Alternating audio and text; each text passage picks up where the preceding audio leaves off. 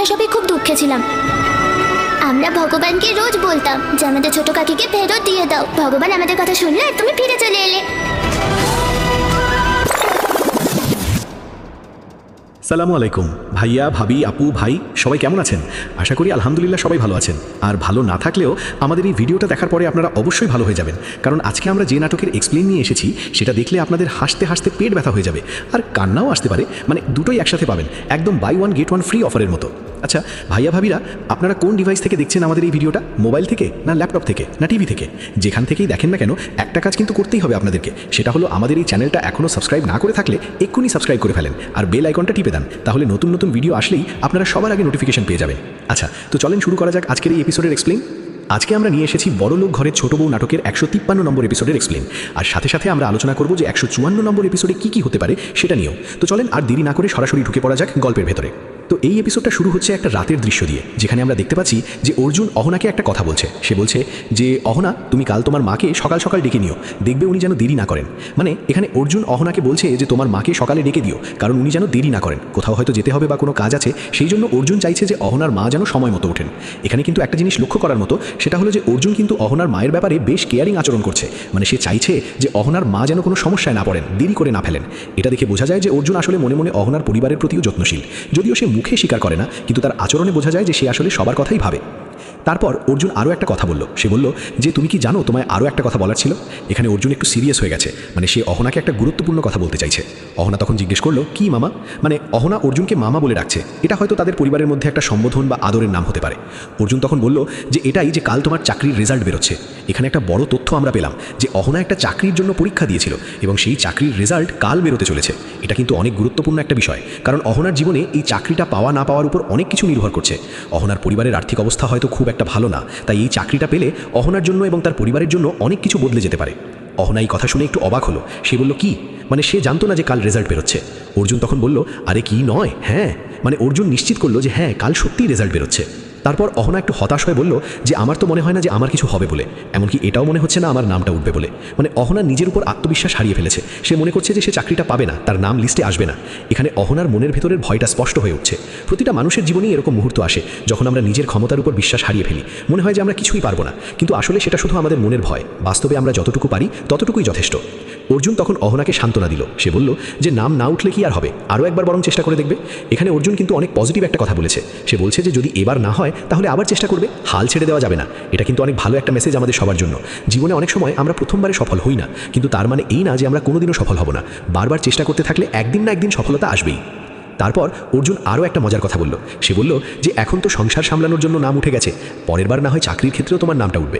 এখানে অর্জুন একটু কৌতুক করলো, মানে সে বলতে চাইছে যে অহনার নাম তো সংসার সামলানোর ক্ষেত্রে ইতিমধ্যেই উঠে গেছে, মানে সে সংসার ভালোভাবে সামলাচ্ছে, এখন পরের বার চাকরির ক্ষেত্রেও তার নাম উঠবে। এটা কিন্তু অর্জুনের একটা পরোক্ষ প্রশংসা অহনার প্রতি। সে মুখে সরাসরি বলতে পারে না, কিন্তু এভাবে ঘুরিয়ে বলে দিচ্ছে যে অহনা আসলে অনেক ভালো কাজ করছে। তারপর অর্জুন দেখলো যে অহনা একটু চুপচাপ হয়ে গেছে। তখন সে জিজ্ঞেস করলো, কি হলো ছোট, ঘুম আসছে না তোমার? এখানে অর্জুন অহনাকে ছোট বলে ডাকছে। এটাও একটা আদরের সম্বোধন, মানে অর্জুন অহনাকে আদর করেই ডাকছে। যদিও সে বাইরে থেকে দেখায় যে সে অহনাকে তেমন একটা পাত্তা দেয় না, কিন্তু আসলে ভেতরে ভেতরে সে অহনার প্রতি অনেক কেয়ারিং। অহনা তখন বলল যে হ্যাঁ আসলে কি বলতো, ও আসবে, তারপর ও লাইটটা জ্বালাবে আর আমি ঘুমাতে পারবো না, তাই আমি আগে থেকেই ঘুমাতে পারছি না। এখানে অহনার কথায় একটু রহস্য আছে, কে আসবে সেটা সে স্পষ্ট করে বলছে না। অর্জুন তখন জিজ্ঞেস করলো, ওকে, ও আবার কে? মানে অর্জুন জানতে চাইছে যে অহনা কার কথা বলছে, কে আসবে। অহনা তখন একটু ঘুরিয়ে বলল যে কে, মানে যে কেউ আসতে পারে, আমি তো আর কারো নাম বলিনি। মানে অহনা কারো নাম বলতে চাইছে না, সে শুধু বলছে যে কেউ আসতে পারে। অর্জুন তখন বলল, যে কেউ আসবে বলে তো আমার মনে হয় না। মানে অর্জুন বলছে যে এই রাতে কেউ আসবে না, তাই অহনার চিন্তা করার কোনো দরকার নেই। অহনা তখন নিজেই বলল, কেউ আসবে না, কেউ আসবে না, না মানে সে নিজেকে বোঝানোর চেষ্টা করছে যে হ্যাঁ কেউ আসবে না, তাই সে এখন ঘুমাতে পারে। কিন্তু তখনই একটা মোড় এলো। অর্জুন জিজ্ঞেস করলো, তাহলে তোমরা কেন এসেছো এখানে? এখানে বোঝা যাচ্ছে যে অর্জুনের ঘরে কেউ এসেছে। কারা এসেছে সেটা এখন জানা যাচ্ছে। তারা বলছে যে তারা ভাবছিল যে অহনাকে ডেকে দেবে নাকি, কারণ অর্জুন একা একা ঘরে পায়চারি করছিল, আর তারা ভেবেছিল যে হয়তো অহনাকে ডেকে দিলে অর্জুনের একটু ভালো লাগবে। কিন্তু অর্জুন এটা শুনে একদম আতঙ্কিত হয়ে গেল। সে বলল, আরে না না না না না না না, অহনাকে ডাকার কোনো দরকার নেই। এখানে অর্জুনের রিয়াকশনটা দেখেন, সে কতবার না না বলল। মানে সে একদমই চায় না যে অহনাকে ডাকা হোক, কিন্তু প্রশ্ন হলো কেন চায় না? কি তার মনে এমন কিছু আছে যেটা সে অহনার সামনে প্রকাশ করতে চায় না, নাকি সে আসলে অহনার সামনে নিজের দুর্বলতা দেখাতে চায় না? অর্জুন তারপর অনেক লম্বা একটা কথা বলল। সে বলল যে তুমি ওকে ডাকবে, তারপর ওর আসার ইচ্ছে না থাকলে তখন আর তারপর তোমরা এখন যাবে, তারপর ডাকবে ওকে, বলবে ও তারপর আসবে, কখন আর ততক্ষণ আমি ঘুমিয়েও পড়বো, তারপর ওর দরজা খুলবে, লাইট অন করবে, তার জন্য আওয়াজ হবে, তার থেকে বেটার তুমি ওকে ডেকোই না। মানে অর্জুন অনেক বাহানা বের করছে যেন অহনাকে না ডাকা হয়। সে বলছে যে অহনাকে ডাকলে অনেক ঝামেলা হবে, দরজা খুলবে, লাইট অন হবে, আওয়াজ হবে, তাতে তার ঘুম ভাঙবে, তাই না ডাকাই ভালো। কিন্তু আসলে অর্জুনের এতগুলো বাহানা দেখে বোঝা যায় যে সে আসলে নিজেই অহনাকে চায়, কিন্তু মুখে স্বীকার করতে পারছে না, তাই এত বাহানা। তারপর অর্জুন আরও বলল যে আর তুমি তো জানোই ও কেমন। মানে অর্জুন বলতে চাইছে যে অহনা একটু অন্যরকম মেজাজের, মানে তাকে ডাকলে সে নাও আসতে পারে, বা আসলেও তার মেজাজ খারাপ থাকতে পারে, তাই না ডাকাই ভালো। বৌদি তখন বলল, হ্যাঁ হ্যাঁ অর্জুন ঠাকুরপো, আমরা তো ওকে চিনি, খুব ভালো করে চিনি ওকে। মানে বৌদি বলছে যে তারা অহনাকে ভালো করেই চেনে, তারা জানে অহনা কেমন। তারপর বৌদি একটা ইন্টারেস্টিং প্রশ্ন করলো। সে বলল, এমন কিন্তু একটা কথা বলো, তুমি ওকে আবার বিয়ে করলে কেন?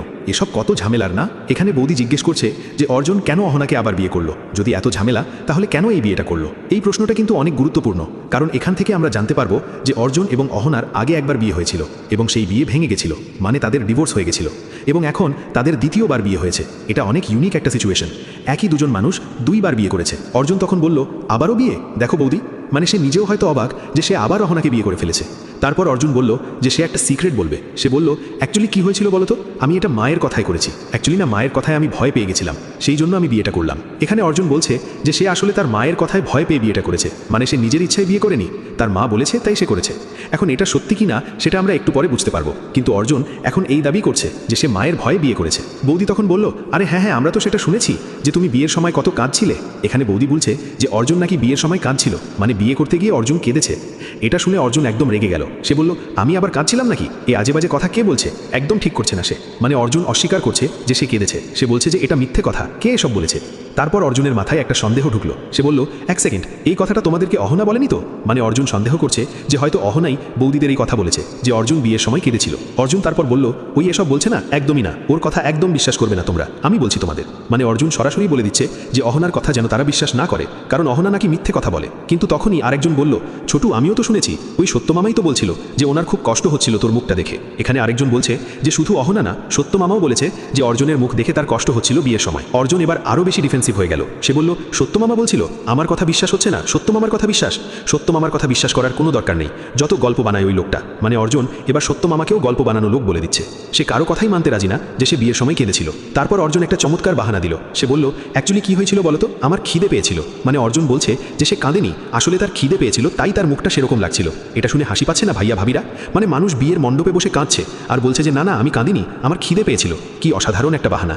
এটাকে বলে ক্লাসিক বাহানা। মানে যখন কোনো পুরুষ তার ইমোশন লুকাতে চায় তখন সে এরকম হাজার রকমের বাহানা দেয়। বৌদি তখন বলল, ও আচ্ছা, মনে হয়েছে যে আমি কাঁদছিলাম, হতে পারে তোমার খিদে পাচ্ছিল। মানে বৌদি একটু ব্যঙ্গ করে বলছে যে হ্যাঁ হ্যাঁ, তোমার খিদে পেয়েছিল তাই এমন লাগছিল। কিন্তু বৌদি তারপর আরেকটা পয়েন্ট তুলল। সে বলল, কিন্তু অহনা যখন তোমার চন্দন তিলক করছিল তখন তো তুমি মণ্ডপে যেতেও চাইছিলে না, তখন তো তুমি এটা বলছিলে যে তুমি এই বিয়েটা করতেই চাও না। এখানে বৌদি অনেক গুরুত্বপূর্ণ একটা কথা বলল যে বিয়ের সময় অহনা যখন অর্জুনের চন্দন তিলক করছিল তখন অর্জুন মণ্ডপে যেতে চাইছিল না। সে বলছিল যে সে এই বিয়ে করতেই চায় না। মানে অর্জুন বিয়ের আগে সত্যিই বিয়ে করতে অনিচ্ছুক ছিল, কিন্তু তারপরও সে বিয়ে করেছে। কেন করেছে সেটাই এই এপিসোডের সবচেয়ে বড় প্রশ্ন। বৌদি তারপর জিজ্ঞেস করলো, অবশ্য একটা কথা বলো, এই কথাটা কি সত্যি? বলো, টেল টেল। মানে বৌদি জানতে চাইছে যে এটা কি সত্যি যে অর্জুন বিয়ে করতে চাইছিল না? অর্জুন তখন একদম কোর্টের ভাষায় বলল, এটা একেবারেই মিথ্যে মাই লর্ড, আমি এমন কিছুই বলিনি। মানে অর্জুন আবারও অস্বীকার করছে। সে বলছে যে এসব মিথ্যে, সে এমন কিছু বলেনি। তারপর অর্জুন আবার অহনার দিকে আঙুল তুলল। সে বলল, এই অহনাই বলছে তোমাদেরকে এসব গল্প কথা, আমি বলছি অহনার কথায় তোমরা বিশ্বাস করো না, বাজে মিথ্যে কথা বলেও গল্প শোনায়। মানে অর্জুন সব কিছুর দোষ অহনার উপর চাপাচ্ছে। সে বলছে যে অহনাই এসব মিথ্যে গল্প বানাচ্ছে। বৌদি তখন একটু অর্জুনের পক্ষে কথা বলল। সে বলল, অর্ডার অর্ডার, একদম ঠিক বলেছো তুমি অর্জুন ঠাকুরপো, অহনা তো যা খুশি বলে সেটা তো আমরা জানি। মানে বৌদি অর্জুনকে সাপোর্ট করার ভান করছে, কিন্তু আসলে সে অর্জুনকে আরও বেশি ফাঁসানোর চেষ্টা করছে। তারপর আরেকটা নতুন তথ্য আসলো। কেউ একজন বলল, কি জানো তো অর্জুন ঠাকুরপো, তোমার টুকুন দাদাও ওখানে ছিল। মানে বিয়ের সময় অর্জুনের টুকুন দাদাও ওখানে ছিল এবং সে লুকিয়ে লুকিয়ে অর্জুনের সব কথা শুনেছে। অর্জুন এটা শুনে আবার অস্বীকার করলো। সে বলল, না না না, টুকুন দাদা তো ওখানে ছিলই না, টুকুন দাদা কি করে থাকবে ওখানে? কিন্তু বৌদি বলল যে হ্যাঁ, টুকুন দাদা নিশ্চয়ই ওখানে ছিল এবং সে লুকিয়ে অর্জুনের সব কথা শুনেছে এবং তাদেরকে বলেছে। অর্জুন তখন একটু আলাদা করে বৌদিকে কথা বলতে চাইল। সে বলল, অ্যাকচুয়ালি বৌদি কি বলতো, এদিকে এসো। মানে সে বৌদিকে একটু আলাদাই নিয়ে গিয়ে কিছু বলতে চায়। তারপর অর্জুন একটা থিওরি দিল। সে বলল, আরে কি হয়েছিল বলো তো, প্লিজ কিছু মনে করো না। আমার মনে হয়েছে টুকুনদার মনটা বদলে গেছে।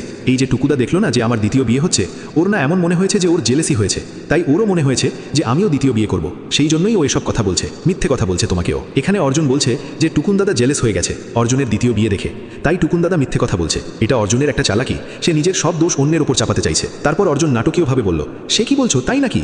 এবার আমার কি হবে? মানে সে নাটক করছে যে তার কি হবে, সবাই তার নামে মিথ্যে কথা বলছে। বৌদি তখন বলল, আরে বাবারে বাবা, কি নাটক করতে পারিস রে তুই? মানে বৌদিও বুঝতে পারছে যে অর্জুন নাটক করছে। তারপর বৌদি একটা গুরুত্বপূর্ণ কথা বলল। সে বলল, অবশ্য ছোটু, তোমার এই কথাটা তো আমরা মানতে পারছি না, কারণ আমাদের টুকুন মিতাকে ছাড়া অসম্পূর্ণ। টুকুন তো বলেই দিয়েছে যে এইবারও মিতাকে সঙ্গে নিয়েই যাবে, মানে টুকুন দাদা তার স্ত্রী মিতাকে ছাড়া অসম্পূর্ণ, সে মিতাকে সঙ্গে নিয়েই যে কোনো জায়গায় যায়। বৌদি আরও বলল যে আরে বাড়িতে এত সমস্যা চলছিল না, সেই জন্য টুকুনের সাথে যায়নি। এখন অহনা তো ফিরে এসেছে, তাই ও এইবার টুকুনের সাথে চলে যাবে। আর টুকুন একদম পরিষ্কার করে বলে দিয়েছে যে ও মিতাকে সঙ্গে নিয়ে তবেই যাবে। এখানে আমরা আরেকটা গুরুত্বপূর্ণ তথ্য পেলাম যে টুকুন দাদা তার স্ত্রী মিতাকে সঙ্গে নিয়ে কোথাও যেতে চায়, এবং সে পরিষ্কার করে বলে দিয়েছে যে মিতা ছাড়া সে যাবে না। এটা একজন স্বামীর তার স্ত্রীর প্রতি ভালোবাসার চমৎকার উদাহরণ। অর্জুন এই কথা শুনে বলল, খুব ভালো কথা, তবে বেশ ভালোই হয়েছে। বৌদি জিজ্ঞেস করলো, কি বল, কি ভালো হয়েছে? অর্জুন তখন বলল, এভাবে একজন স্বামীর তার স্ত্রীর সঙ্গে তো থাকাই উচিত, তাই না দিদি? এখানে অর্জুন কিন্তু পরোক্ষভাবে স্বীকার করে নিচ্ছে যে একজন স্বামীর তার স্ত্রীর সাথে থাকা উচিত, মানে সে নিজেও জানে যে স্বামী স্ত্রীর একসাথে থাকা দরকার, কিন্তু সে নিজে সেটা মেনে চলতে পারছে না অথবা মুখে স্বীকার করতে পারছে না। বৌদি তখন বলল, এই কথাটা আজ মাথায় ঢুকলো, একটু বেশি লেট হলো না? মানে বৌদি বলতে চাইছে যে অর্জুনের এই কথাটা বুঝতে অনেক দেরি হয়ে গেছে। আগেই যদি বুঝতো তাহলে অহনার সাথে তার সম্পর্কটা এত খারাপ হতো না। অর্জুন তখন বলল, না, আমি অনেক আগেই জানতে পেরে গেছিলাম। মানে অর্জুন দাবি করছে যে সে অনেক আগেই এটা বুঝেছে। কিন্তু তাহলে প্রশ্ন হলো, যদি সে আগেই বুঝে থাকে তাহলে অহনার সাথে ডিভোর্স কেন করেছিল? এটা কিন্তু অর্জুনের একটা স্ববিরোধী কথা। তারপর অর্জুন একটা চমৎকার কথা বলল। সে বলল, কি বলো তো বৌদি, তোমরা না ইম্যাজিন করে দেখো, টুকুন দাদার শরীর খারাপ হয়ে গেছিল, ঠিক তো? আর টুকুন দাদারও কাউকে প্রয়োজন, ওকে হেল্প কে করবে? ওর যদি খাবারের প্রয়োজন পড়ে তাহলে ওকে কে হেল্প করবে? মিতা বৌদি করবে। তাই এইভাবেই যখন কোনো মানুষের কাউকে প্রয়োজন পড়ে তখন তার স্ত্রীর তো তার সঙ্গে থাকা উচিত, তাই না দিদি? এখানে টুকুন দাদার উদাহরণ দিয়ে বলতে চাইছে যে স্বামী স্ত্রীর একে অপরের পাশে থাকা উচিত, বিশেষ করে যখন কেউ অসুস্থ থাকে তখন। এটা কিন্তু অর্জুন নিজের কথাই বলছে পরোক্ষভাবে। সে আসলে বলতে চাইছে যে যখন সে একা ছিল অহনা ছাড়া, তখনও তার কাউকে দরকার ছিল, কিন্তু সে সরাসরি বলতে পারছে না, তাই টুকুন দাদার উদাহরণ দিচ্ছে। বৌদি তখন বলল, আমরাও তো সবাই এই কথাই বলছিলাম। এবার তুমি দেখো, এই যে অহনা যে চলে গেল। অর্জুন তখন জিজ্ঞেস করলো, কবে? মানে অর্জুন জিজ্ঞেস করছে কবে অহনা চলে গেছিল। বৌদি তখন বলল, আরে ও যখন চলে গেছিল না, তখন তুমি কত একা ফিল করছিলে। তুমি তো পরিবারের সঙ্গে থাকো, এত বড় পরিবারের সঙ্গে থাকো, তাতেও তুমি এত একা ফিল করছিলে। এখানে বৌদি অর্জুনের সেই সময়ের কথা বলছে যখন অহনা চলে গেছিল, মানে তাদের ডিভোর্সের পর অহনা যখন বাড়ি ছেড়ে চলে গেছিল তখন অর্জুন কতটা একা হয়ে গেছিল। এটা কিন্তু অনেক ইমোশনাল একটা মুহূর্ত, কারণ এত বড় পরিবারে থেকেও অর্জুন একা ফিল করছিল, মানে অহনা ছাড়া তার জীবনে একটা শূন্যতা তৈরি হয়েছিল। বৌদি আরও বলল, আর মনে আছে তো, কিছু করছিলে না, কিছু খাচ্ছিলে না তুমি। আরে তার উপর তো ভাই রোজ অফিসে তুমি একই পোশাক পরে যাচ্ছিলে, আর অফিস থেকে তুমি কোনো রকমে ফিরে নিজের ঘরে ঢুকে পড়তে আর নিজের ঘরের দরজাটা বন্ধ করে দিতে, আর তারপর ঘুমিয়ে পড়তে। এই অংশটা অনেক হৃদয় বিদারক। বৌদি বলছে যে অহনা চলে যাওয়ার পর অর্জুনের অবস্থা কতটা খারাপ হয়ে গেছিল। সে কিছু খাচ্ছিল না, কিছু করছিল না, রোজ একই পোশাক পরে অফিসে যাচ্ছিল, অফিস থেকে ফিরে ঘরে ঢুকে দরজা বন্ধ করে ঘুমিয়ে পড়তো। মানে অর্জুন আসলে ডিপ্রেশনে চলে গেছিল।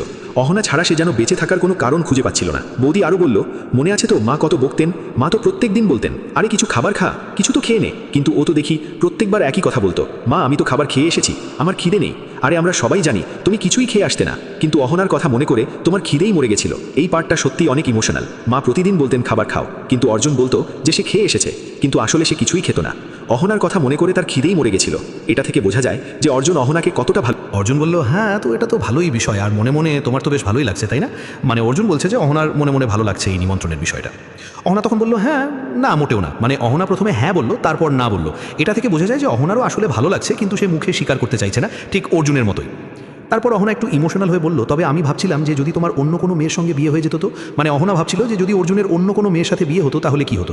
এখানে অহনার মনের ভেতরের ভয়টা প্রকাশ পাচ্ছে। সে ভয় পাচ্ছিল যে যদি অর্জুন অন্য কাউকে বিয়ে করতো। অর্জুন তখন একটু মজা করে বলল, আচ্ছা, আসলে আমিও চাইছিলাম যে আমার নতুন কোনো একটা সুন্দর মেয়ের সঙ্গে বিয়ে হয়ে গেলে ভালো হতো, তার সঙ্গে নতুন নতুন ভালো ভালো কথা বলতাম। আমার মাও তো তাই চেয়েছিল, কিন্তু হলোটা কি, সেই পুরনো মেয়েটাই আবার আমার কপালে জুটলো। এখানে অর্জুন আবার নাটক করছে। সে বলছে যে সে চাইছিল নতুন সুন্দর মেয়ের সাথে বিয়ে হোক, কিন্তু সেই পুরনো মেয়ে মানে অহনাই আবার তার কপালে জুটেছে। কিন্তু এটা যে অর্জুনের নাটক সেটা সবাই বুঝতে পারছে, কারণ অর্জুন যদি সত্যি অন্য মেয়ে চাইতো তাহলে সে অন্য মেয়ের সাথে বিয়ে করতো, কিন্তু সে করেনি, সে আবার অহনাকেই বিয়ে করেছে। অহনা এটা শুনে একটু মন খারাপ করলো। সে বলল, তাহলে তুমি রাজি কেন হয়েছিলে? হ্যাঁ, এখন তুমি নিজের সব দোষ নিজের মায়ের ওপর দিচ্ছ। তোমারও তো ইচ্ছে ছিল, তাই না? তাহলে তুমি কেন বলছিলে তুমি অন্য কাউকে বিয়ে করবে না? মানে অহনা জিজ্ঞেস করছে যে অর্জুন কেন অন্য কাউকে বিয়ে না করে অহনাকেই বিয়ে করলো। অর্জুন তখন একটা অসাধারণ উত্তর দিল। সে বলল, কারণ আমি তোমার মনে বা কষ্ট দিতে চাইনি। মানে অর্জুন বলছে যে সে অহনার মনে কষ্ট দিতে চায়নি, তাই সে অন্য কাউকে বিয়ে করেনি। এখানে কিন্তু অর্জুন পরোক্ষভাবে স্বীকার করছে যে সে অহনার কথা ভাবে, অহনার কষ্টের কথা ভাবে। অহনা তখন জিজ্ঞেস করলো, আচ্ছা, আমার মন রাখার চেষ্টা করছিলে? অর্জুন বলল, কারেক্ট। মানে অর্জুন স্বীকার করছে যে হ্যাঁ, সে অহনার মন রাখার জন্যই অহনাকে বিয়ে করেছে। তারপর অহনাও একটা কথা বলল। সে বলল, এমনিতে তুমি জানো একটা কথা, আমিও কিন্তু তোমার সঙ্গে বিয়েটা তোমার মন রাখার জন্যই করেছি। হ্যাঁ, সত্যি, না হলে আমারও কোনো ইচ্ছে ছিল না যে আমার বিয়ে আবারও আমার সেই পুরনো বরের সঙ্গে হোক। এখানে অহনাও একই কথা বলছে। সেও বলছে যে সে অর্জুনের মন রাখার জন্যই বিয়ে করেছে, তার নিজেরও ইচ্ছে ছিল না, কিন্তু আসলে দুজনেই একে অপরকে ভালোবাসে এবং দুজনেই স্বীকার করছে যে অন্য কেউ তাদের জীবনে আসতে পারে না। তারপর অর্জুন জিজ্ঞেস করলো, তাহলে কি ইচ্ছে ছিল তোমার?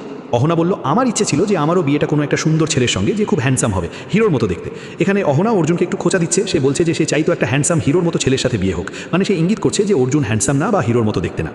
অর্জুন এটা শুনে একটু অফেন্ডেড হলো, সে বলল এক্সকিউজ মি, মানে সে বলতে চাইছে যে আমি কি হ্যান্ডসাম না? অহনা তখন বলল একটু সাবধান হয়ে যাও অহনা, মানে অহনা বলছে যে সাবধানে কথা বলো। অর্জুন তখন বলল এক্সকিউজড, তুমিও সাবধান থাকো, কারণ তুমি যেমন কথা বলবে আমিও তো তেমন উত্তর দেবো। মানে অর্জুন বলছে যে তুমি যেমন কথা বলবে আমিও তেমন উত্তর দেবো, তাই সাবধানে কথা বলো। তারপর দুজনেই রেগে গেল। অর্জুন বলল ঠিক আছে, আমি আর কোনো কথাই বলবো না।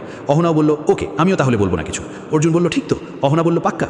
কিন্তু তারপরই অর্জুন একটু নরম হলো, সে বলল হিরো, তোমার মনে হয় তোমার লাইফে আমার থেকে ভালো কোনো হিরো হতে পারে? এখানে অর্জুন জিজ্ঞেস করছে যে অহনার জীবনে কি অর্জুনের চেয়ে ভালো কোনো হিরো হতে পারে, মানে অর্জুন বলতে চাইছে যে সেই অহনার জীবনের সবচেয়ে ভালো হিরো।